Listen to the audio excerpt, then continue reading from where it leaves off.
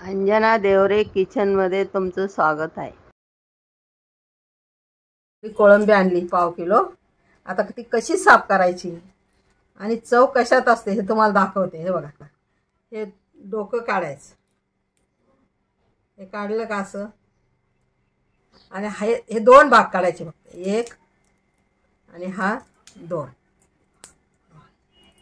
एवढंच काढायचं। आणि हे ना असं हाताने असं काढायचं, लगेच पाय तुटतात। आणि हे याचं असं कापायचं, हे बघा असं पित्त निघतं बघा, हे निघालं, अशी तयार करायची।